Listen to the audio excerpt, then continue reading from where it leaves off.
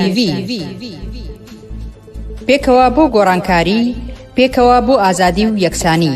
کەسێ بەتەمایە چاکسازی لەم دەسەڵاتەیە بکەن بەس خەوە بینێ نەریتێکی شۆڕژێرانە نەریتێک کە لە خوارەوە خەلیکە بنیاتی کۆمەلگایە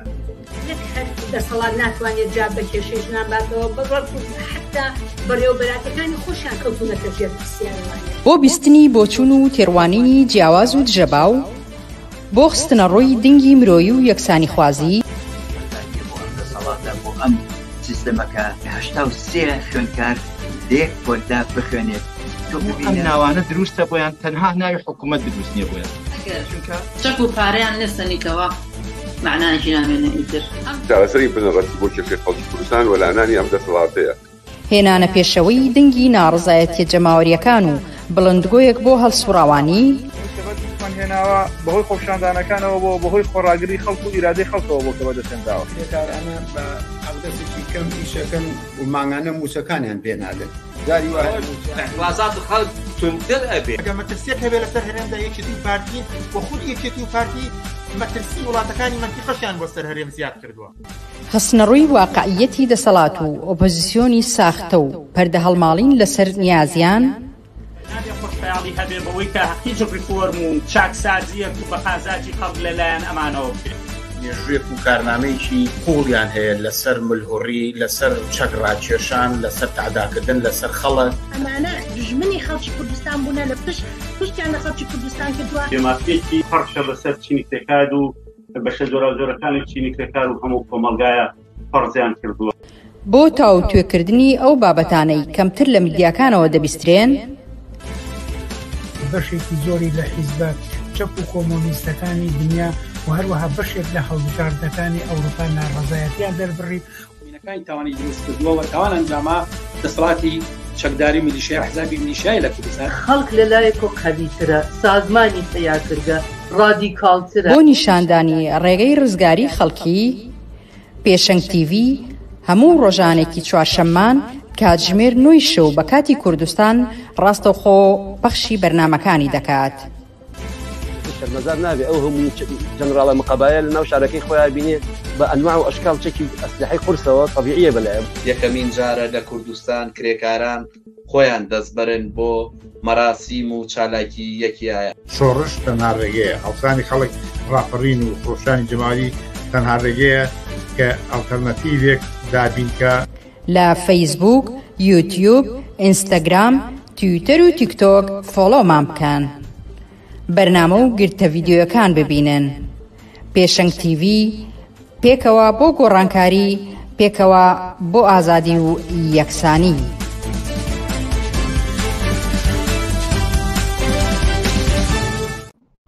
بینەرانی عزیزی پێشەنگ TV ئێوارەتان باش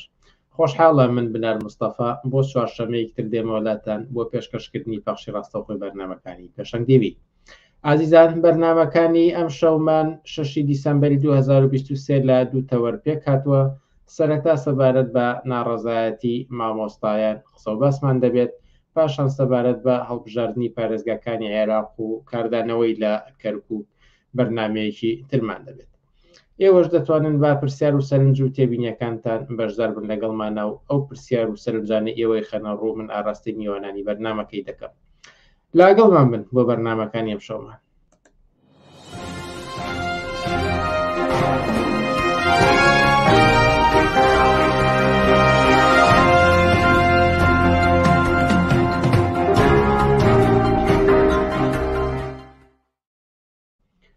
باڵی بینەرانی عزیز سەرۆک ئاماژەم پێدا یەکەم تەوەری ئەمڕۆمان تایبەتە بە ناڕەزایەتی مامۆستایان و تاوتۆکردنی ئەوەی بۆچی تا ئێستا بە ئەنجامێک نەگەیشتە و دەکرێت لێرە بەدواوە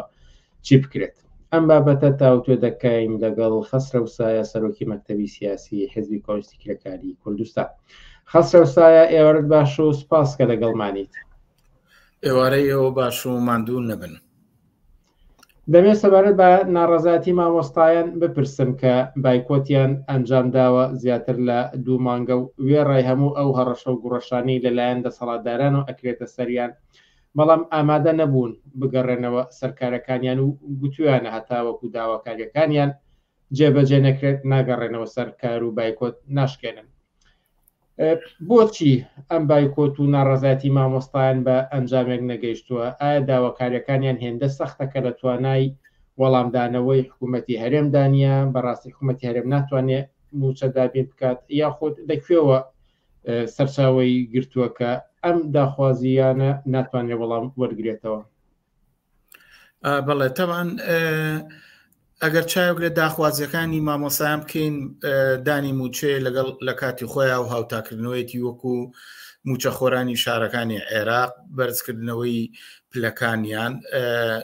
دامەزرانی مامۆسانی وانەبێژ و بە هەمیشەیکردنی گرێبەستە کاتیەکان و دوورخستنەوەی دەستی حیزب لە دامەزراندن و دەخاڵەت لە بوارەکانی پەروەردە و کاری مامۆسایانە. بە بڕای من ئەمانە مافێکی هەرە سەرەتایین کە هەر حکوومەتێکە بێ بیدا. من پێم وایە مەسەلەکە ئەوە نییە کە دەسەڵات نەتوانێت موچەی مامۆسایان بدا. من پێم وایە داهاتی کوردستان بەجیالەوەی کە حکوومەتی عێراقی چەندە وەکو خۆیان ئەڵێن شای سەدارایەکانی هەرێمە نێرەیان نا بەو داهاتی کە ئێستا لە بەردەسە ئەتوانرێ موچەی مامۆسایان نەگەر موچەی مامۆسایان کارمەندان بەڵکو ئەتوانرێ ژیانێکی باشتر و ئارامتر لەوەی کە هەیە بەدی بێ. ئەوەی کە بۆ ئەم مەسەلەیە وای لێ هاتووە بە بڕای من مەسەلەکە ئەوەیە کە قەزەی موچە و قەزەی خزمەت گوزاریەکان و ئەو مەسائلانەی کە پەیوەندیان بە ژیان و بژێوی ڕۆژانەی خەڵکی کوردستانەوە هەیە تێکەڵ بە سیاست کراوە، یعنی کراوە بە کێشێکی سیاسی. ئەگەر گەم پێ بدەن زیاتر لەم بارەوە قسە بکەم دوو لایانی هەیە ئەم مەسەلە. یەکییان کاتی خۆی حکوومەت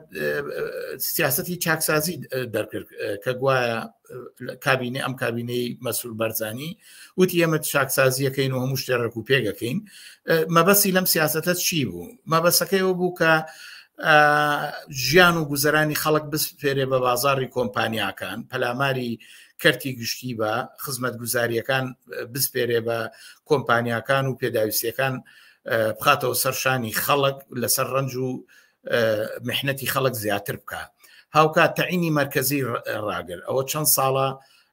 سیستەمی بەرزکردنەوەی پلەبەندی لە وەزیفەی حکوومەتە ڕاگیراوە. مەسلەی نەکرد تەنها موچە، مەسلەی کارەبا، ئاو، دەرمان، خزمەت گوزاریەکانی هاتوچۆ، هەموو ئەو مەسەلانی کە ئەرچی دەوڵەتە حکوومەت شانی خۆی خاڵی کردێتەوە و هیچ بەرپرسیارەتێکی نییە. ئەمە لایەکی سیاسەتی ئەسلی حکوومەتی هەرێمی کوردستانە کە لەم پرۆسەیە مەسەڵەن تۆسێکە لە بواری پەروەردە ئێمە شایدی زانکۆی ئەهلین، قوتابخانەی ئەهلین و حتا بواری کەرتی شارەوانیەکان، پەروەردە، دەرمان، خەستەخانەکان، ڕێگاوبان، هەموو ئەمانەی داوە بە کۆمپانیەکان کە مەسئولین خۆیان خاوەنی ئەم کۆمپانیایانن. بە بڕای من ئەمە وا ئەکا کە قەزی موچە لە یاریەکی سیاسی لە هێنان و بردنا ڕایگرێ و بەتایبەتیش کاتێکە ئێمە بینین ئەم مەسلەیە ئەم لە پاڵ ئەم سیاستەیە ئێمە لەگەڵ قەیرانێکی ترا بەرەڕوون کە هیچ قەیرانی نێوان هەرێم و بەغایە. دوای ئەوەی کە نەوت تەسلیم کرا حکوومەت باسی دەورێ باسیەکە کە نەوت نرخی دابەزی وەختێکە خۆیان بەرهەمیانێ ناو ئەو دیویانە کرد و ئەخسە بازارەوە. ئێستا دوایە کە تەسلیمی کرد ئەڵێ ئەو حکوومەتی عێراق کابێ شای سەدارایەکان بنێرێن. بەم معنایە تاوان وەختێک کە باز لە مەسەلەی موچاکرێ موچی کرێکاران و کارمەندانی هەرێمی کوردستان حکوومەتی هەرێم ئەوە بە گوێی خەڵکایە کە شای سەدارایەکانمان بۆ ئێمە موچایین. حکوومەتی عێراقی ژەڵێ بێ بەغا مەرجەکانی ئێمە جێبەجێ بکە و کاتە ئێمەش شایستەی بۆ نێرین تا موچە بدا. ئەمە ئەو یاریە سیاسیە کە هەردوو لایەنەیکەن بە مەسەلەی موچە و قوت و ئەو مەسائلانەی کە پێویستیان بە پەیوەندیان بە ژیانی خەڵکەوەیە نەگەر موچە. مەسەلەی دەرمان هەروایە، مەسەلەی مستحقاتی بایعی وایە، مەسەلەی پارەی گەرمی جوتیاران وایە، هەر مەسائلێک کە پەیوەندی ئەو شتێک کە پێڵێن قانونی فیدراڵ ئەوە لە ئارادا بێ ئەمان ئەیکەنە ململانەیەک حکوومەتی هەرێمێ پایەکانی خۆی پێقایم کا و دیفاع لە قوارەیە بکاکە بنبەست و شکست خواردووە. حکوومەتی عێراقی ژێ دەسەڵاتی خۆی زاڵکا بەسەر حکوومەتی هەرێما و هەر لەسەر هەر مەسەلەیە بانقەکان،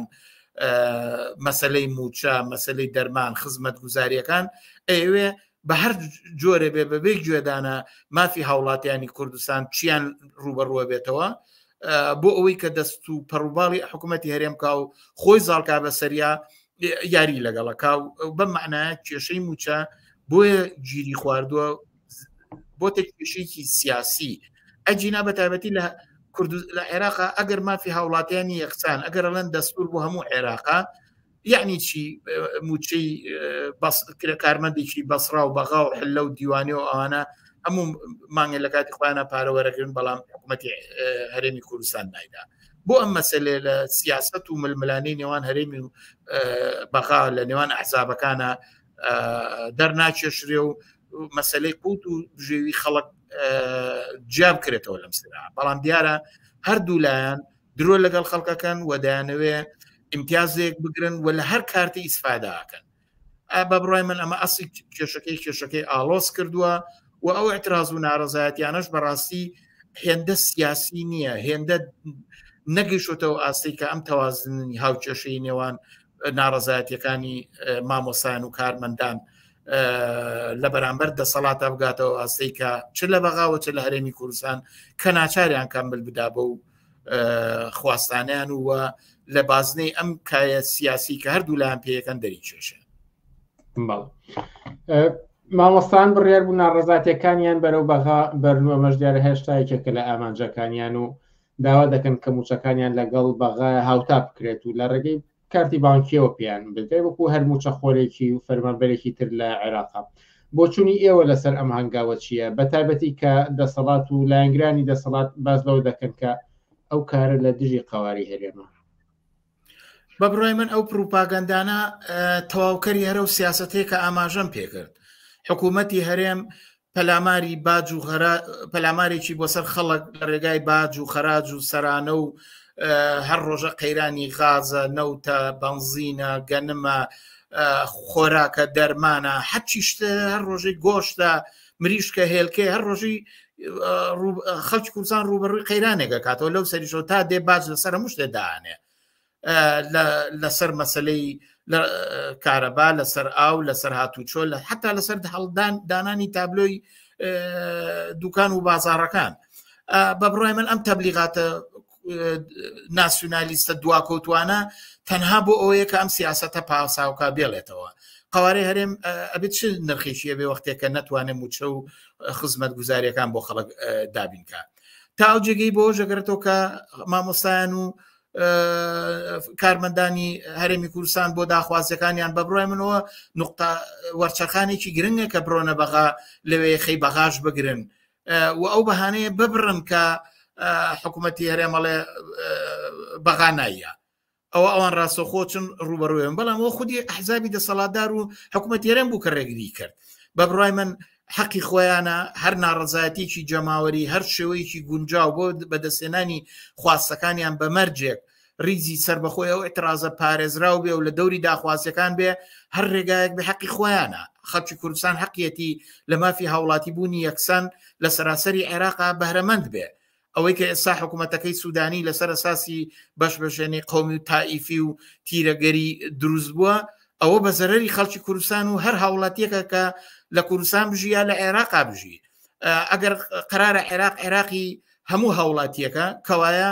دەوڵەتێکە لەوێ حکوومەکە ئەبێ مافی موچە و خزمەتگوزاری تەواو لە بۆ هەموو هاوڵاتیە دابین کاجا ئەگەر کوردستان بێ ئەگەر بەسرا بێ ئەگەر حلە بێ من پێم وایە ئەو ڕێگایی کە ئەوان گرتویانەتە بەر ڕێگایەکی دروستە و هیچ عیبێکی تیانە ئەوانەی کە ئەو پروپاگەندەیە بڵاوکەنەوە لەبەرەی دەسەڵاتداری ئەحزابی دەسەڵاتداران لە ژێر ناوی کوردایەتی و پروپاگەندەی پوچی قەومیە ئەیانێت کرێکاران و مامۆسایان و موچەخۆرانی هەرێمی کوردستان دانیشن بە بەلاشکارکەن ڕەنج بن بەڵام لەو لاشەوە دەبین دەسەڵاتداران و حیزبەکانیان دام و دەستگای حیزبیانە چرخێنن خۆیان لە مەسروفات و بەفیڕۆدانی پارە و دزی و تاڵانی هەتا دێ کۆتایان نەکردووە کۆمپانیەکانی خۆیان هەتا دێ چنگی لە قورجی زەحمەت و ماندووبوونی خەڵکی ئامادە بەکار و خەڵکی کرێکار و مامۆسا و فەرمانبەر گیرەکە و ئەیان چەوسێنێتەوە بەبێ و موچیان پێبە ئەمەم هاوکێشێکی ناڕەوا و ئەو پەڕی نائادلانەیە بە بڕای من کرێکاران و فەرمانبەران و موچەخۆرانی کوردستان نابێت جۆ بم قسە پرۆپوچانە بن. ئەوان پێویستە بەوەی کە دەستخەنە نێو دەستی خەڵکی کرێکار و زەحمەتکێشی عێراق یەخەی حکوومەتی عێراق بگرن، یەخەی حکوومەتی هەرێم بگرن بۆ خواستەکانیان هەر ڕێگایەکە وەکوتم سربەخۆیی خۆیان و کۆبوونەوە لە دەوری داخوازی هاوبەشەکانیان کە ژیانیان بەرەو باشترەکە بە بڕای من ڕێگایەکی ڕەوا و بەرحەقە لەلایەن ئێمە و هەر ئینسانێکی ئازادی خوازەوە جێگای پشتیوانیە. ئەگەر جارە هەر دەسەر ئەم قسە و باسانەی لەلایەن دەسەڵاتدارانەوە ئەکرێت ڕاوەستین، یەکێکی تر لەو قسانەی کە لەلایەن دەسەڵاتدارانەوە ئەکرێت سەبارەت بەم ناڕەزایەتی مامۆستانە و ئەم بایکۆتەی کە خوێندن دەستی پێ نەکردوێتەوە خەمخۆریە بۆ قوتابیان کە قوتابیان نەچونەتەوە بۆ قوتابخانەکانیان و خوێندنیان ئەفەوتێت و باز لەوە دەکرێت کە ئەمە دواتر قەرەبوو ناکرێتەوە. بۆ نەستە عەلی ئەحمەد پیرەڵێ موچە ئەگەر چەند مانگێکیش دواکەوێت دواتر هەریەت، بەڵام ساڵی خوێندنی قوتابیە کە دەفەوتێت ئەمە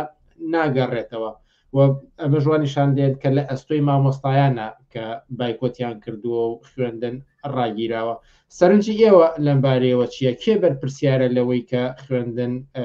ڕاگیراوە و خوێندکارە قوتابیان خوێندنیان ڕەنگە بفەوتێت؟ بە بڕای من ئەم قسانە تەواوکەری ئەو جەنگەیە کە دەسەڵات لەگەڵ ناڕەزایەتی خەڵکایکە لە هەر دەورەیەکە خەڵک هاتبێتە مەیدان دەسەڵاتداران پروپاگەندەیەکیان هەیە کە بۆ ئەوەی کە ئەعتراز بشکێنن ناڕەزایەتی سەرکوتکەن. بە بڕای من ئێساگەر حکوومەتەکەی مەسئول بەرزانی بیتوانە بە چەک بە زۆبر و زەنگ مامۆسایانی بناردایەتە ماڵەوە کۆی کە لە ناوچەی هەولێر و دهۆکە دەست بۆ سەرکوت و گرتنی هەڵسوڕاوان و پەلاماردانی کۆڕ و کۆمەڵی مامۆسایانە بە ئەگەر لە ناوچەی سلێمانی بیتوانیا ئەو کارە بکە ئەو کارەیە کردووان پاساوانەی نایهێنایەوە. من پێم وایە ئەوە حکوومەتی هەرێمە کە نەک هەر بواری پەروەردە پەچ کەوتۆوە مەسئولێتەکەی لە ئەستۆی ئەوە هەموو بوارەکانی تر وایە. بۆ ئێستا بۆ خستەخانەی هیوا کاری باشەڕوە مەسلەی تاوان و ئەو کێشانەی کە ڕوبەڕووی خەڵکە ئەوە لە ئەستۆی چێە ئەوەی کە هەر ڕۆژێک دەبینین گەنجێک پەلاماری گەنجێکی ترەدا ڕووداوێگە خوڵکێ ڕووداوی ڕێگاوبانەکانمان سیرکەن، خستەخانەکانمان، زانکۆکانمان، بواری بێکاری سیرکەن، بواری بازار سیرکەن، هەموو ئەمانە ینی هەموو وەکو چۆنڵێ هەمووی هەلا هەلایە. ئەمە لە ئەستۆی حکوومەت نییە. من پێم وایە ئەوەی کە پرۆسەی خوێندن پەگەخا خودی حکوومەتە، چونکە خۆی بە مەسئولی پەروەردە زانێ، بەڵام ئامادە نییە موچەی کارمەندەکان کە گرێبەستیان کردووە کە تەعهودیان داوە کە مۆزەفی حکومین و کەرتی گشتین موچیان پێ بدا. ئەو قسەی بەلاشە، یعنی هیچ کەسێ بە بەلاش ناچێت کارکە، بە تایبەتی کارمەندان و مامۆستایان ڕێگا هیچ کارێکی تریان نییە. خۆ مامۆستا ناچێت دوای ئەوە فیتەری بکە، دوای ئەوە بڕوا دەستفرۆشی بکە.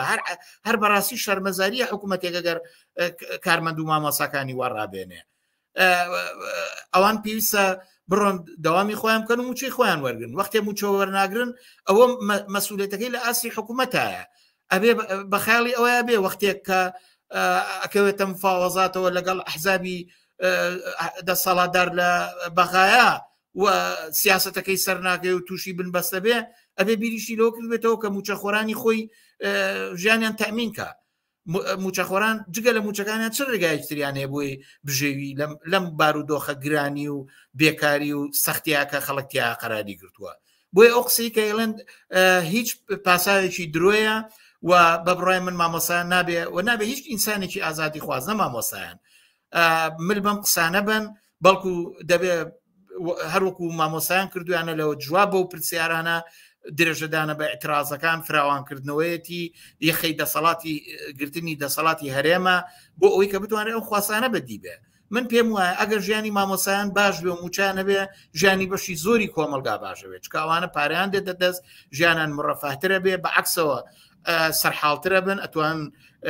زیاتر تەدقیق لە بوارەکەی خۆیان بکەن، خۆیان ئامادە بکەن و زانست بەدەست بێن و بتوان زانستی زیاتر بن بە پرۆسەی خوێندن و زیاتر بیر لە بوارەکەی خۆیان کەنەوە، زیاتر بە دەستکەوتی هاوچەرخ و مەدەنی و ڕۆشنبیری سەردەمەوە وانەکانیان بڵێنەوەوانێ بە دەستکەوت و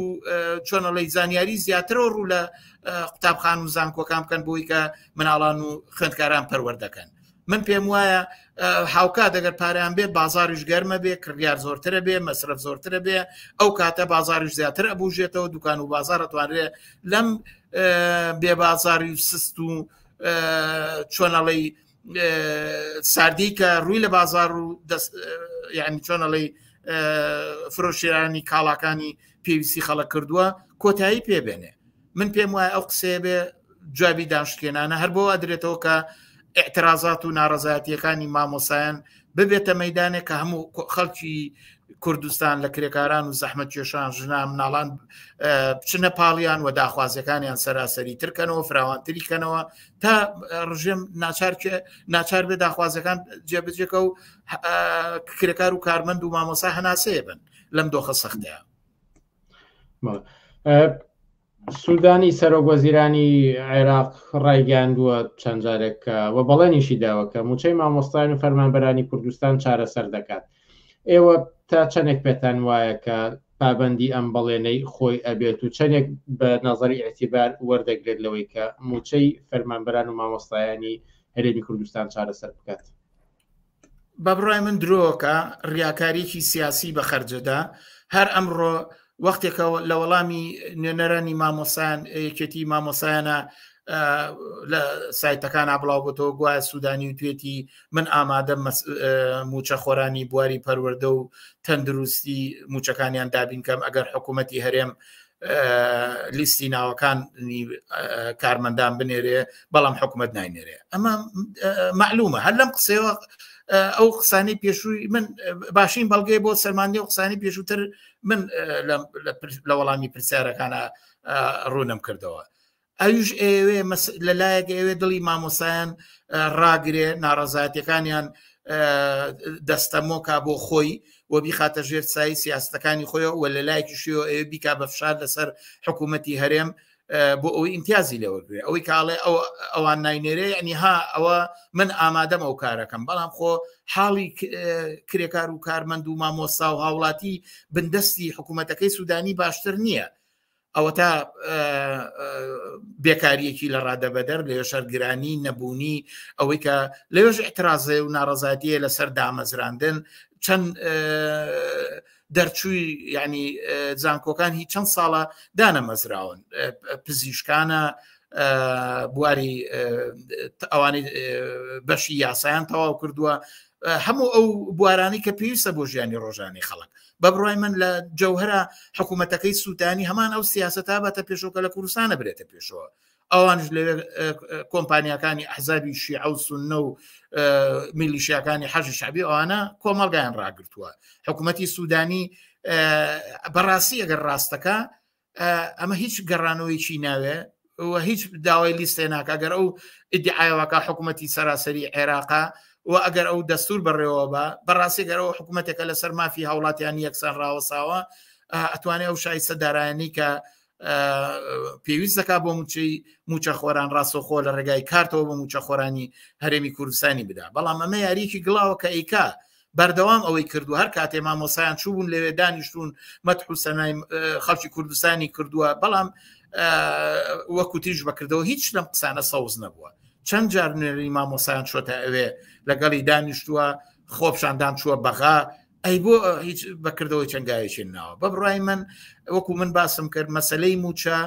وەکو کارتێکی سیاسی هەم حکوومەتی عێراق بۆ فشارهێنان بۆ حکوومەتی هەرێم و دەستەمۆکردن و تەسلیمکردنی بەکارهێنێ و هەم حکوومەتی هەرێم بۆ ئەوەی کە پێگەی خۆی پارێزێ نایەوێ هیچ هاوکاریکی ناڕەزایەتی و داخوازەکانی خەڵکی موچەخۆری هەرێمی کوردستان بکە ئەویش خۆی تەرەفێ بێ لەگەڵ بەقایە و ناوێ ئەم مەسەلێ چارەسەر ببێ. من پێم وایە هەردوو لایەن درۆکەن هەردووکیان هاوڕان لەسەرەوەی کە ئەم کارە حەل نەبێ بەبێ ئەوەی کە مەرجی یەکترین ئەملا بەسەر ئەولانە سەپێ و ئەو لا ئیمتیازەوی تریان وەرنەگرێن. لەم چەند ڕۆژەی ڕابردوودا وەفتێکی یەکگرتو سەردانی سوودانیان کردو و قسەکەرەکەیان باسی لەوە کردبوو کە لەگەڵ سوودانیە لەسەر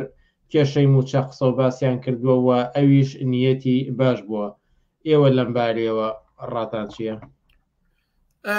سەرەتامێ ئەو بڵێم بەڕاستی ئەم جۆرە لیقا و ئەم جۆرە ڕاگەیاندانەی کە ئەحزابی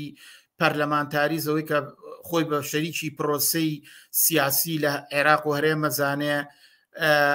ئەم هەنگاوانە بێ ئەو خۆشباوەڕیە لە لای مامۆستا و موچەخۆرانی هەرێمی کوردستان بڕەوێنێتەوە کە ئەمانە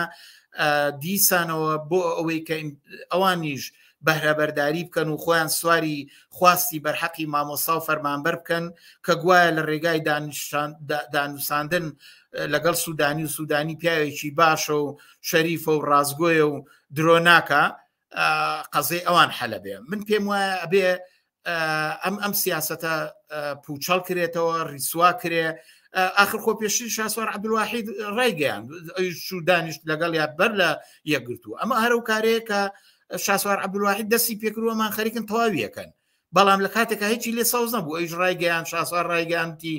ئەوە ئێمە قەزەکەمان حەل کردووە و چەند ئەندا پەرلەمان ڕۆشتون و وامان کردووە و تەنانەت دەستیان تێکەڵ کرد لەگەڵ ئەحزابی ڕەگەزپەرست و فاشیستی عەرەبی و شیعەکان کە پەلاماری خواستەکانی خەڵکی کوردستان بکەن گریان بەدەستەوە بۆی کە تەوازنی خۆیان لەگەڵ هەرێمی کوردستانە ڕابگرن. بەڵام تا ئەسا هیچی سەوز نەبووە. ئەو قسەی سوودانی کاڵێ حکوومەت ئێمە ئامادەین و کارە بکەین بەڵامی بێ لە ڕێگای حکوومەتی هەرێمەوە ئەم کارە جێبەجێکرێ، ئەوە جوابە بەو بەڵێنی کە لە زمانی نوێنەری یەکگرتووی ئیسلامیەوە بە خەڵک ڕاگەنرا کە گوایە سوودانی نیەتی باشەوە قەزێکە حەلکە. ئەمە بڵاوکردنەوەی خۆشخەیاڵێ لە ناو ریزی مامۆستایانە، ئەمە شلکردنەوەی ناڕەزایەتیەکانە، ئەمە ئەوەیە کە خەڵکی ناڕازی کوردستان دەستەمۆ بگرێ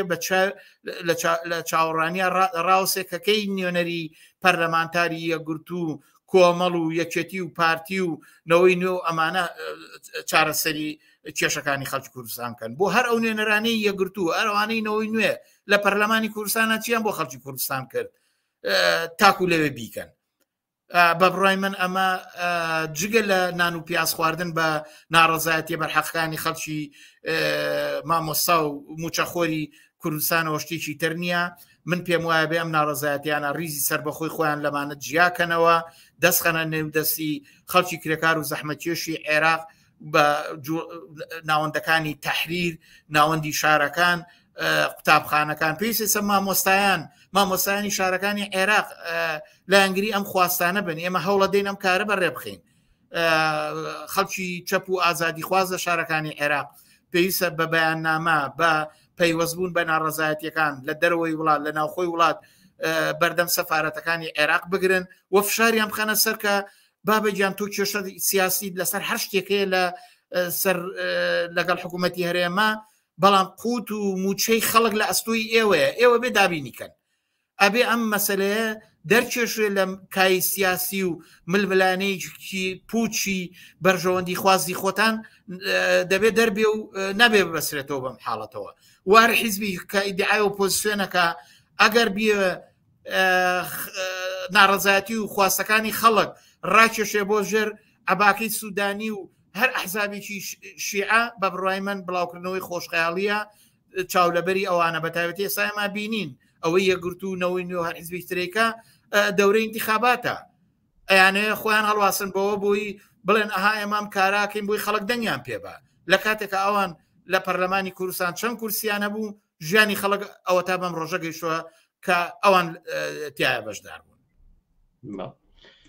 پێشەوەی کۆتا پرسیاری خۆم بکەم یان کۆتا پرسیاری خۆم دەمجەکەم لەگەڵ دوو سەرنجی بینەرانە، یەکێکیان ئاماژەیە بەوەی کە هۆشیاری چینی کرێکارە دەتوانێت یەکگرتووی مامۆستایان و چینی کرێکار پێکەوە پەیوەست بکات بۆ ئەوەی کە فشارێکی زیاتر بهێنێت و لە خواستەکانیان نزیکتریان بخاتەوە. سەرنجی دووەمیشیان ئەوەیە کە دەسەڵاتداران لە عێراق و لە کوردستاندا لە ژێر دەسەڵاتی ئێراندان و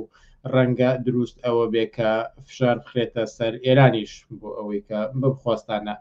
بگات. ئەگەر سەرنجێکتان هەبوو لەسەر ئەم قسانە و لەگەڵ دوای پرسیاری خۆم ئەویش کە ئەم ناڕەزاتیانەی مامۆستایان دەکرێت ئیتر بەکوێ بگات، دەتوانن چی بخەنە دەستورکاریانەوە تاوەکو بە سەرکەوتنی خۆیان بگەن؟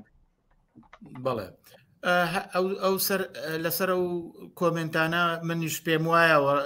سەرنجێکی دروستە کە بەڕاستی کرێکاران ئێستا ئەم خۆپشاندانانە بێ بە بەشێ لە خەباتی خۆیان بزانن هەر جۆرە باشبوونی دۆخی هاوڵاتیانی کوردستان جا مامۆستا بێ دەستفرۆش بێ ژن بێ بێکار بێ بە بڕای من کاریگەری لە ئەسەر ئاسی گوزەرانیەوەکە کرێکاران هیواد بەداخەوە بەهۆی وەزعێکی اقتصادی نالەبار بەهۆی بێکاریی زۆرەوە کە ریزەکانیان پەرش و بڵاوە ڕەنگە هێشتا نەگەیشت بنەوە ئاستی کە وەکو هێزێک بۆ نمونە بۆ پشتیوانی لە مامۆسایان هەرچەندە بە شێوەی فەردی لەم خۆپشاندانانەیە بەشدارن وەک ئێمە ئاگادارین بەڵام مەسەن بۆ نمونە ئەوان بۆ پشتیوانی لە ناڕەزایەتیەکانی مامۆسایان تەنانەت کارڕا بگرن ئەگەر بۆ ڕۆژێکیش بووە لە داڕەزایەتەکانی خۆیانە هەوڵ بدەن داکۆچی لە دانی موچە لە کاتی خۆیدا بە هاوتا لەگەڵ خەڵکانی عێراقا داوا بکەن بە تایبەتیکە ئێمە زانین ئەو هەر مامۆسانیان موچەی دواکە خۆ کۆمپانیەکانی ئەوانەی کە کرێکاران خەنە بەرکارەوە لە کرێکاری ژینگە پارێزەوە لە کرێکارانی چیمەنتۆ و بوارەکانی ترا ئەوانیش لە کاتی خۆیانە بۆ 3 مانگ و بۆ 2 مانگ و بۆ 4 مانگ و تا 6 مانگیش موچەکانیان دواکەوێت من پێم وایە خەبات بۆ موچە خەباتی چینی کرێکارە خەباتی هەموو ئەو کەسانەیە کە ژیان و بژەویان بە موچەوە گرەی خواردووە لەبارەی کۆمنتی دووەمەوەم پێم وایە ئەبێ زۆرترین ناڕەزایەتیەکان یەخەی دەسەڵاتدارانی هەرێمی کوردستان بگرێ دەبێ بگات ئەو تەوازنە بگۆڕێ کە خەڵک خۆیان ئیرادە بگرن جوڵانەوەکەیان تەبدیل بێ بە یەک جوڵانەوەی ڕاستەوخۆی جەماوەری یعنی ئێستا بۆ نمونە مەبەستمەوەیە کاگەر بڵێن بۆ ئەوی مامۆسایان ئەم خەباتیان ئاسۆدارترکەن بەرەو پێشەوتری بەرن تەوازنی هێز لە نێوان خۆیان و دەسەڵاتدارانە بگۆڕن بە ئاقارەوەی ناچاریان کەن داخوازەکانیان بێ بە بڕای من یەکییانەوەیە کا بێ دەستخەنانێ و دەستی خەبات و ناڕەزایەتەکانی شارەکانی عێراق لە دەرەوەی وڵات دەبێ لەوێش فشار بخێتە سەر حکوومەتی هەرێم حکوومەتی عێراقی ڕیسواب کرێ هاوکات لە ناوە بە ڕۆی من مامۆسایان نابێ بە تەنیا هەر خۆیان ببین ئەبێ دەستی هاوپشتی و یەکگرتووی لەگەڵ کەرتەکانی تری موچەخۆران ینی دەست بۆ یەکتری درێژکەن بۆ نمونە لەگەڵ کرێکار و فەرمانبەری بواری هاتوچۆ تەندروستی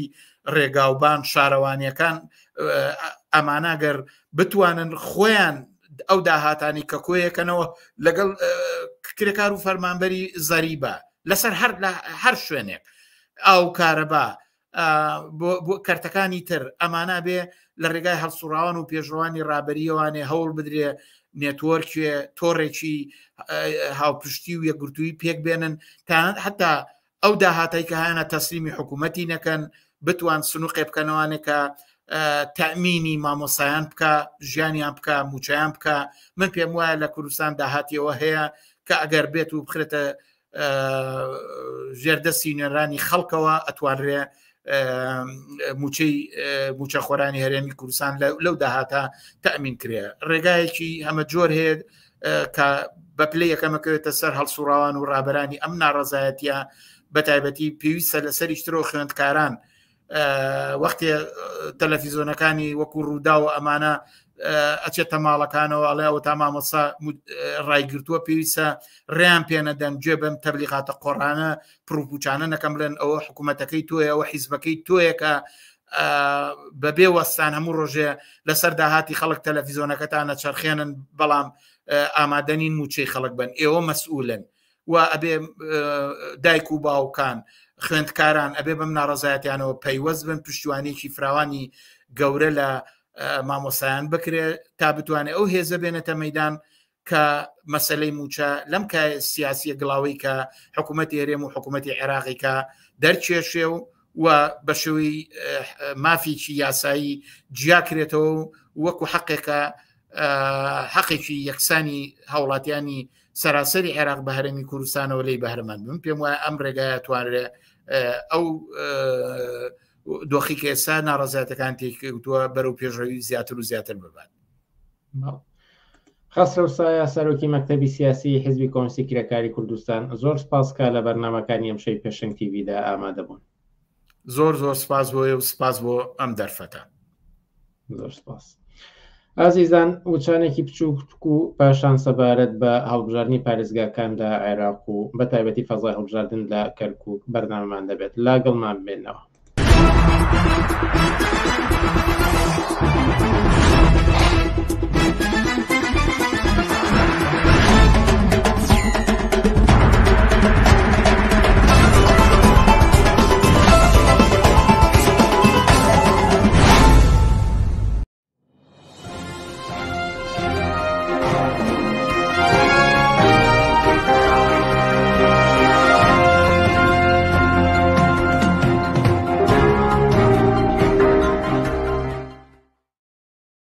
بەڵێ بینەرانی ئازیز هەروەک ئاگادارن کە بڕیارە هەژدەی کانونی دووەم واتە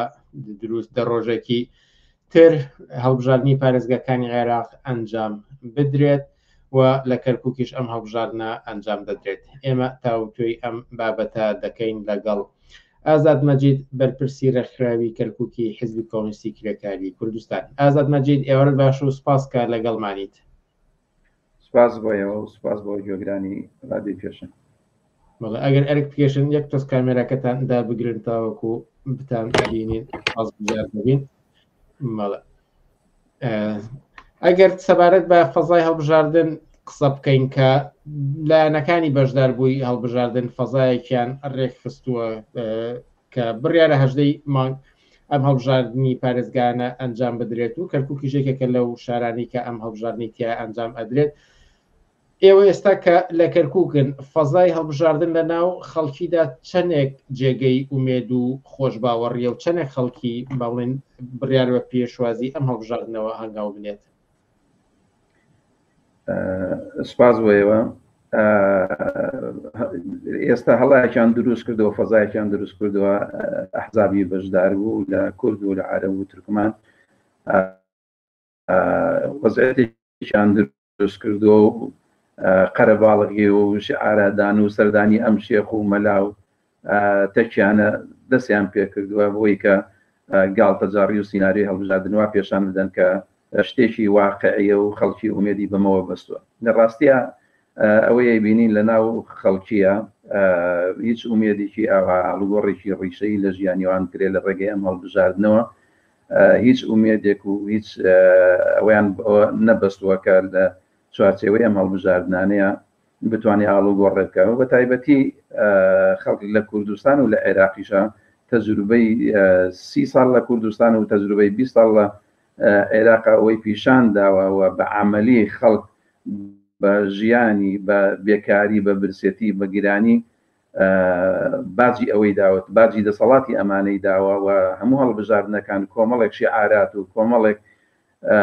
وعد و بەڵێنی درۆ بە خەڵکە دەن کە ئەم جاریان وەکو جارەکانی پێشووتر نابێ و ئاڵوگۆڕی ڕیشەی لە ژیانی خەڵکا بێ بەڵام جار لە دوای جار لە هەموو ڕۆکانەوە ژیانی خەڵک بەرەو خراپی ڕۆشتووە هەر لە ئیش و کار و کەسابەت و خزمەت گوزاری بێکاری و گرانی ئەمانە ڕۆژانە ژیانی خەڵکە پیشانی داوە نەبوونی ئازادیەکان ڕێگری دروستکردن بۆ ناڕزایەتەکانی خەڵک لە بەرامبەر ئەو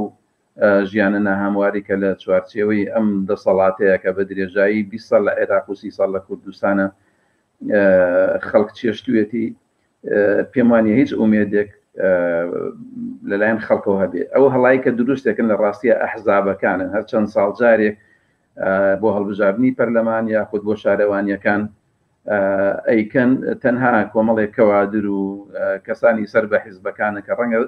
زۆرێک لەوانش لە مستەوای بەرزی کادرەکانی خۆشیانە بە فشار و بە زەخت و ئەوانەوەکەن کە هیچ قەنەعەتێکیان پێ نییە لەم ڕێگەیەوە بتوانێت ژیانی خەڵک بگۆڕێت و تەنانەت خۆشیان ینی سەیری زۆربەی ئەو لافیتە و ڕسم و وێنانەی کەسانی بەشدار بوو یا کاندیدەکان هیچ شیعارێکی یاخود هیچ داخوازیەک بۆ خەڵک بەڵێنێک بە خەڵکی بدەن کە ئەتوانن ئاڵوگۆڕکەن یەک بەڵێن نییە ینی تەنها قوڵکردنەوەی سراعاتی قەومی زیاتر کە لەلایەن کاندیدەکانی هەموو لایەنەکانەوە بە تورکمان و عەرەب و ئەحزابی کوردیەوە غەیری تونکردنەوە غەیری ئەو شعارانەی کە باسی لە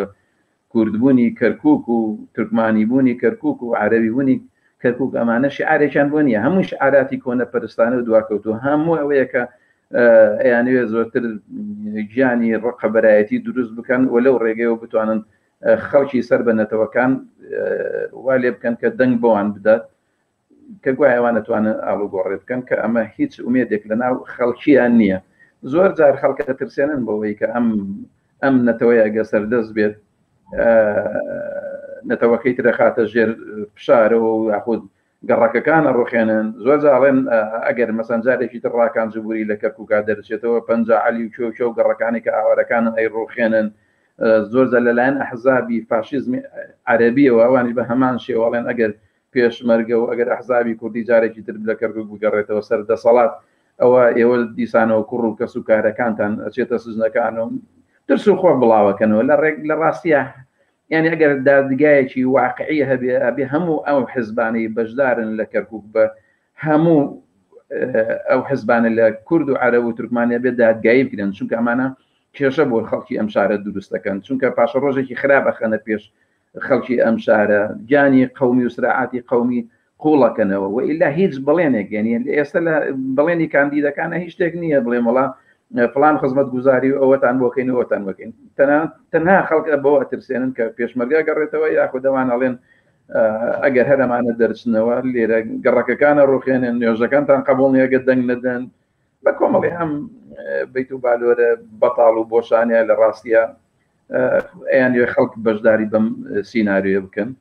خەڵکیش هیچ ئومێدێکی نییە پێم وابێ ئاڵو گۆڕێک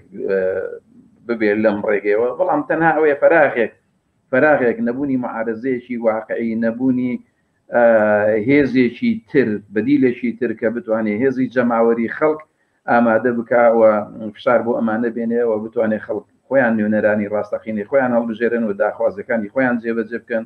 ئەو سەرۆت و سامانە زۆرەی کە لە کەرکووکە لە نەوت هەیە و حزابەکان وە کەسایەتیەکانی مەحزانی پێدەوڵەمەند بوون و بوون بە ملیاردێر بە قازانجی خەڵک بەکاربێنێ لە ڕاستیش ئەوش جێگەی نیگەرانیە کە معارزەیەکی بەقۆت و بەهێز نییە کە بتوانێت ژیانی خەڵک بەبارێکی تراکە بە قازان ئازاد مەجید لەگەڵمان ماویت بەڵێ هەر لەسەر فەزای هەڵبژاردن جوڵانەوەی نەوەی نوێژ لانی کەم لە ڕێی ڕاگەانەکانەوە فەزایەکی فراوانی بەگەڕخستووە و زۆر بە متمانەوە باز لەوە دەکات کە ئەم جارەیان زۆرترین دەنگ بەدەست دەهێنێت و تەنانەت پۆستی پارێزگار وەردەگرن بە شێوەیەکی گشتی قسەی ئێوە لەسەر ئەم بزوتنەوەیە چییە و دەتوانن چی ئاڵوگۆڕێک ئەنجام بدەن منەڵێن بەداخەوە لەبەرەوەی خەڵک برسیە خەڵک بێکار و بێئیش و گرانی بەسەر ژیانی خەڵکەیە خەڵک نائومێدە یعنی ئەوان یانەوەی ئیسفادە لەم وەزعەتەی خەڵک بکەن ئەوان بەڕاستیدا وەک گورجێکی برسی لە کەمینان بۆ ئەوەی کە خەڵکێک برسیە خەڵکێک نیگەرانە خەڵکێک بێئومێدە وەکو هەمان پرۆسی هەڵبژاردنەکانی کوردستان کە لە سەردەمێکە گۆڕان توانی سواری شەپۆلی ناڕەزاتیەکانی خەڵک بێ ئەمانیشانەوە بەو شێوە هەمان سیناریۆ دووبارە بکەنەوە لە ڕاستیە ناڵێم ڕەنگە ئەوان ئیسفادە لەوە بکەن کە ئەم ئەحزابانە خۆشەویست نین لە لای خەڵک بێزیان لێکاتەوە خەڵک ناڕازین بەشێک لە خەڵک بتوانن بە نەوت و بە ئاو بەو شتانە دابەشیکەن بەسەر خەڵکە کە ناتوانێت پێم وابێ ئەوان هەمان خێزانی بۆرجوازی و هەمان کەسایەتی و هەمان تاجری سیاسین ئەیانەوێت توجارەت بە ژیان و بە حیاتی خەڵکی کەرکووکەوە بکەن ئەم دیعایانە بڵاوکەنەوە پێم وانێ بتوانن کارێکی گرنگ یاخود ئاڵوگۆڕێکی جددی یاخود جیاوازێکی ئەوتۆیان لەگەڵ ئەحزابەکانی ترابێ ئەمان خۆیان هەر لە ڕاستیە تاجرن ویانەوێت لە ڕێی توجارەتەکەی خۆیانەوە ژیانی خەڵک کۆڵی خەڵک هەڵخەڵەتێنن کڵاوکەنە سەر خەڵک دیسانەوە خەبات و ناڕزایەتی خەڵک چەند ساڵێکی تر بدەنە دواوە و ئیسفادە لەمە بکەن و کورسیە دوانی نازانم شارەوانەکانی کەرکووک ئەگەر بەدەستبێنن یان ناتوانن هیچ ئاڵوگۆڕێکی جددی لە کەرکووکا بکەن و تەنها درۆیەک و فڕوفی شاڵێکی ئەعلامی خۆیانە ئەیکەن پێم وانە هیچ شتێکی ئەو تۆ جێگەی سەرنج بێ یاخود جێگەی دڵخۆشی خەڵک بێت. بابەتێکی گەرم یان لانی کەم بۆ ئەحزابە کوردیەکان کە زۆر جێی گرنگی خۆی هەیە پۆستی پارێزگاری کەرکووکە تەنانەت هەموو حزبە کوردەکان بە نەوەی نوێشەوە پێداگیری لەوە دەکەن کە حتمما پۆستی پارێزگاری ئەمجارە بۆ کورد بێت لە نێوان دوو قەوسە.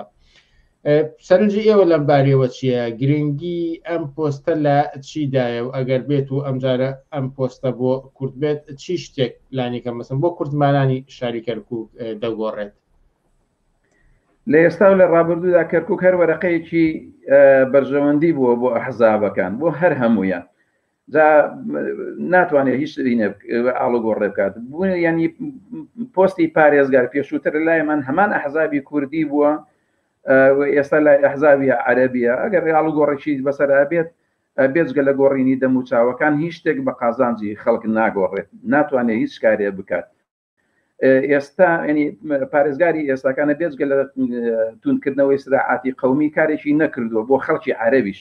ئەو تەناتوانوێتی کێشەی قەومی زۆرتر تون بکاتەوە نەک بە شوێن چارەسەری کێشەکانی کەرکووک بێت نەک خەڵکی وەکو هاوڵات خەڵکی کەرکووک وەکو هاوڵاتی یەکسان سەیرمان کەن ئەوان دابەشمانیان کردو بە نێوان کورد و عەرەب و تورکمان و کەمە نەتەوایەتیەکان پۆستی پارێزگار ئەمان وەری بگرن یاوەری نەگرن پێم وانە ئاڵوگۆڕێکی جدی بکە مجرد ئەیانوێ گەورەی بکەنەوە بە خەڵکی وا پیشان بدەن ئەگەر ئەمجارە پارێزگاری بگۆڕێ شتێک کوور دەبێتەوە خاوەندە سەڵات کە ئەمانە پێم وانە هیچ وابێ زۆرتر قوڵکردنەوەی هەر هەمان جانی قەومی و دروستکردنی نائارامی و نەبوونی ئاسایش لەم شارەدا بێت ڕاکانجبووری هیچ شتێکی پێم وانێ بۆ خەڵکی عەرەب کرد بێت ڕەنگە لەو بارانەوە کە وەختێک ئەمانە بە هەمویانەوە تەمەن بە هەمویانەوە دێن کێشەی قەومی دروستەکەن و لەمە نانەخۆن وەختێک تەعینات دێ زۆربەی ئەوان بە لای نەتەوەکەی خۆیان ناکەن ئەگەر کورد بێتەوە دیسانەوە بە هەمان لای نەتەوەکەی خۆیانەوە ینی ئەمانە بە هەمویانەوە ئەگەر بەدەست کورد و تورکمان و عەرەبەوە بێ سراعاتی قەومی بەقووەتەکەنەوە ینی خەڵک ئەبێ ئەمە قبوڵ نەکا لەمانە ئێمە بێ وەکو هاوڵاتی سەیرمان کەن مافەکانمان یەکسان بێ ئەگەر تەعیناتە ئەگەر ئیشوکارە ئەگەر خزمەتگوزاریە بۆ گەڕەکەکان نابێت لە سەر ئەساسی ئەوەی ئەمە کوردە و عەرەبەوە تورکمانە جێبەجێ بکرێت هاوڵاتی یەکسانی و ئەم شارە لەکوێوە پێویستی بە خزمەتگوزاری بێ سەروەت و سامانی ئەم وڵاتە لێ بۆ خەڵکەکەی بەکاربێنێ نەک سیرکردنی وەکو نەتەوەیەک من ئەگەر نەتەوەیەک بم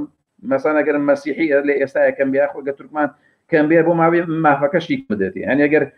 دوو گەڕەکەەوە قیر بکرێت لایوانە بێن نیو گەڕک قیرتاوە بکرێت و خزمەت گوزاریان بۆ بێ من داوام وایە خەڵکی شاری کەرکووک قبوڵ نەکات بە گژنیان بچێتەوە ئەم سیاسەتە سیاسەتێکە ناتوانێت هیچ چارەسەرێ بۆ خەڵکی بێنێ خەڵکە بێمە وەکو تاوان سیدکە ئێمە هەمووان هاوڵاتین و لە ئاخیر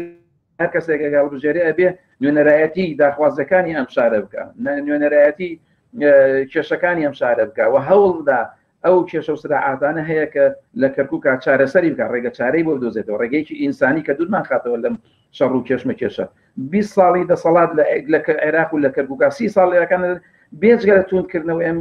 ئەم سراعاتانە شتێک بە نسیب نەبووە خەڵکە بێ زۆر وشیار بێت لە بەرامبەرەمەیە نەک بۆ خۆمان بەڵکو بۆ نەوەکانی داهاتوشمان درێژەی ئەبێ و ئەوانە بنە خاوەندە سەڵات ئەوانە بنە ملیاردێر و ئێمە هەر برسین خەڵکی پەنجعلی لەم منتیقانەیە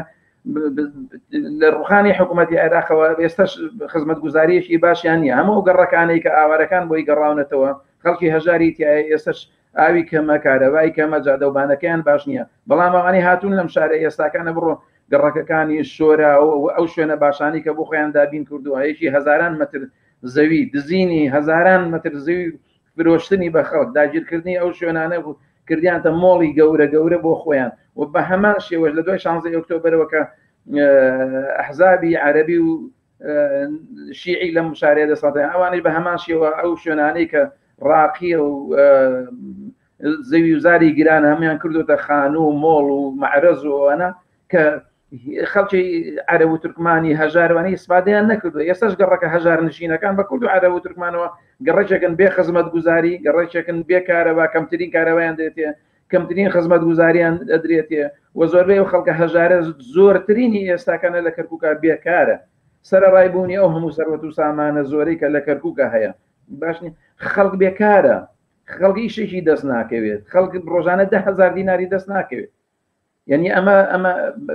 نابێ ڕێگە بدەین لەوە زیاتر ئەم وەزعەتانە درێژە بکێشێتەوەوان هەر جارێک بەناوی هەڵبژاردنەوە بێن گاڵتە بە عەقڵ و بە ژیان و بە کەرامەتی خەڵکەوە بکەن. پێش ئەوەی من دو پرسیاری خۆم بکەم دوو سەرنجی بینەران بێن مەسەر شاشەکە و ئاراستەی ئێوە بکەم. یەکەمیان ئەوەیە کە دەنگدان هیچ سوودێکی نییە نە هیچ سوودێکی بووە نە لە ئایندەدا سوودێکی دەبێت. سەرنجی دووەمیشیانی زیاتر پرسیارێکە لە ئێوە کە سەرنجتان چییە لەسەر ئەوەی کە سەنگەر گواستنەوە لە نێنەوان یەکێتی و پارتیا بۆ ناو یەکتری دیارەکە لە ماوەی ڕابردوودا هەواڵ هەبووە کە هەندێک کەس لە هەڵسوراوان و چالاکوانانی ئەم حیزبانە سەنگەریان گۆستۆ لەم حیزبەوە بۆ ئەو حیزب. ئەگەر لەسەر ئەو دوو سەرنج و پرسیارە قسێکتان هەبێت فەرموون بە کورتی. سەرنجی یەکەمیان ڕاستەکە دەنگدان هیچ کاتێک ئاڵوگۆڕی دروست نەکردووە یعنی تا لە سای دەسەڵاتی ئەم نوع لە ئەحزاب بین ئەسڵەن دەنگدانەکە زۆر خراپە بانگەواز دەکەم کە خەڵک هیچ بەشداری نەکات لەو دەنگدانەیە و هیچ ئاڵوگۆڕێکی نەکرد دەنگ بدەیت یانەیدەی ناتوانێت شتێک بگۆڕێ بە قازانجی خەڵک. من باسی ئەحزاب ناکەم ئەحزاب ڕەنگە بۆ خۆیان حتمما ئیسفادەی لێکن بۆ ئەم هەڵاوسی ناروێنەی بۆ جێژەدەن وەلەو بارەشەوە لە ڕاستیە ئەمانە دەورێکی زۆر یەکێتی و پارتی دەورێکی زۆر خراپیان بینیوە وایان لە خەڵک کردووە ڕۆژانە خەڵکانێکی ئینتیهازی خەڵکانێکی هەڵپەرست ڕۆژانە لەم حیزباوە بۆ ئەو حیزب لە پێناوی بەدەستێنانی پارە و ئەوەیە ئەمبەر و ئەو بەرەکەن ئەمانە خەریکە ئەم سونەتە بڵاوەکەنەوە لە ناو خەڵکیە کە ئەمیان بۆ لای یەکێتی ڕۆشتەوەیان بۆ لای یەکێتی بۆ لای پارتی گەڕاوەتەوە ئەمە گاڵتە جاڕێکی ترە بیسانەوە کە هە خەڵکە لێ بێ لێرەوە سەیر بکە کە بزانێم هەڵبژاردانە چەند بۆگەنە چەند قێزەونە یعنی لەم ساعت وەختەی خۆشیانە تەنانەت بە قازانجی خۆشیان خەریکن کادرەکانیان نازانم کەسەکانیان سەرکردایەتەکان حتمما پارە بەکارێنە حتمما پارەی زۆریان ڕشتووە بۆی ئەم کەسانە ڕابکێشن بەلای خۆیانەوە وا پێشان بدەن کە ئەمان حزبی یەکەمن و ئەمانتوانن دەنگ بێن نەک ئێستا ئەمە سونەتێک و عادەتێکە ئەوان لە ناو خەڵکە بڵاویان کردووە لە هەموو هەڵبژاردنەکان ئەم گاڵتە جاڕیە قێزەونانە بڵاوەکەنەوە بەڕاستی جێگەی داخە بەنسبەت خەڵکەوە کە دەنگیان پێدا ئەوە سونەتی ئەوانە ئەزانم ئەم سونەتە بۆ گەنانی ئەوانە کە خەتەرەکەی لەوەیە بچێتە ناو خەڵکەوە خەڵکانێک ئەم بەرەوبەر بکەن و پیان وای لەم ڕێگەی دەتوانێت دەستیان بە ئەو بکە بە ڕاتبێک بە موچێ بکە و بیریان لایەوە نییە کە ئەمە ختورەیەشی گەورەیە بۆ سەر ژیانی ئەوان و ئەم حیزبانە بێ ڕسوا بکرێن و لە ڕابردوو و تا ئێستاشە چەنێ ئیمکانیات و سەروەت و سامانی ئەم خەڵکیان بە هەدەرداوە کردیانەتە بێلا و ملیارها دلار و نردویانەتە دەرەوە و منداڵان و کەسوکاری خەڵکی کرێکار و زەحمەت کێش و مامۆستا و فەرمانبەر هەموو تا هەمووی لەسەر جادن و ناڕزایەتی دەرەبڕن و بە سێمانگ موچەکانیان پێ نادرێ و ئەبێ ئەمە قبول نەکەین و ئەبێ سونەتێک و عادەتی ئینسانی و یەخی ئەمانە بگرین کە ئەم گاڵتە جاڕێنێ ڕابگرن و پێشیان پێ بگرین و جارێکی تر بتوانین خەڵکانی دڵسۆز و ئەم ئەوانە بکەینە نوێنەرایەتی خۆمان و بە شوێن داخوازەکانی خۆمانە بین نەک بەشداریکردن لەم گاڵتە جاڕی هەڵبژاردن و سیناریگەریانی کە دروستیەکەن. دوا پرسیارم ئەوەیە کە پەیامی ئێوە بۆ ئەو کەسانە چییە کە ئومێدیان بە هەڵبژاردن نییە بەڵام لە ژیان و گوزەرانی ئێستاش ناڕازین و لە دڵەوە دەخوازن کە ئاڵوگۆڕی جددی ڕوو بدات ئەگەر هەڵبژاردن ڕێگە چارێک نەبێت بەدیلێک نەبێت چی ڕێگەیەکتریان لە بەردەمدای و پەیامی ئێوە بۆ ئەوان چییە؟ تەجروبەی 30 ساڵ و 20 ساڵی کوردستان و عێراق جوانترین تەجروبەیە بۆەوەی کە خەڵک لەم سیناریۆ هەڵبژاردنونان تێبگا کە لەم ڕێگەیەوە ناتوانێت هیچ ئاڵوگۆڕێک بە قازانجی خەڵکی کرێکار و هەژار و زەحمەتکێشی ئەم شارە ببێت و پەیامم بۆ خەڵکی ئەوەیە کە بەشداری ئەم گاڵتە جاڕی هەڵبژاردنوانە نەکەن و ڕسوایانکەن ئەو کاندیدانەی کە دێن ڕێخیان پێگرن بە پارە و بە پول و بە هەڵخەڵەتاندن و ڕسوایانکەن و لایەن برن و ئەوەیە پەیامی من بۆ ئەوەیە کە خەڵک لە ڕاستیە وشیار بێ و لە دەوری یەکۆ بن و بتوانن لە دووار ڕۆژە گەر ئێستا ئامادەیەکمان نیە گەر ئێستا ڕەنگە بێ ئومێد کرابێتین و بتوانین ئەو ئومێدە بخینە بەر خۆمان و بتوانین نوێنەرانی ڕاستەقینەی خۆمان ئامادەکەین بۆ ڕۆژانێکە ئێمە ئامادەیمان ئەبێت و هەر لە ئێستاشەوە ئەو ئامادەیانە بکەین و لە دەوریە کۆبین و یەکگرتوو بین و بەرژەوەندی چین و توێژەکانی کرێکار و زەحمەتکێش و خۆمان ژیانی خۆمانمان پێ گرنگ بێ و لە دەوری ئەمە کۆبین یەکگرتوو بین و بتوانین لە سبەی ڕۆژی هەر ئاڵوگۆڕێکە بتوانین جارێکی تر خۆمان نوێنەرایەتی داخوازیەکانی خۆمان بکەین و کەسانێک و ئەحزابێک کە شیاوی ئەوە بن کە ئاڵوگۆڕێکی ڕیشەی لە ژیانی ئێمە بکەن و هەمومان وەکو ئینسانی یەکسان خاوەن ماف سیر بکەین و هیچ جیاوازیە کە ئەمانە هەوڵەدەن بە ناوی عەرەب و کورد و تورکمانەوە دروستیکەن ڕێگەیان پێ نەدەین و بە شێوەیەکی وشیارانە هەنگاو بنین و بتوانین ئەم سیناریۆیانە ڕسوا بکەین و بۆی لە سبەی ڕۆژی نەوەکانشمان لەبەر خەتەری ئەم کێشانەی کە ئەمان دروستەکەن تاسیری نەبێت. ئازاد مەجید بەرپرسی ڕێکخراوی کەرکووکی حیزبی کۆمونیستی کرێکاری کوردستان زۆر سپاس کە لە بەرنامەکانی ئەم شەوی پێشەنگ تیڤیدا ئامادەبوون. سپاس بۆ ئێوە و سپاس بۆ گوێگران. زۆر سپاس. ئازیزان سوپاس بۆ چالاکی بەشدارانی ئێوە بۆ هەموو ئەو پرسیار و سەرنج و دەستخۆشی و سڵاوانەی ئاراستەتان کردین. هەر لێرەدا دەینا کۆتای بەرنامەکانی ئەم هەفتەیەمان تا هەفتەی ئایندە کاتێکی خۆش بۆ هەموو لایەک و هەرشاد و سەرکەوتوو بن.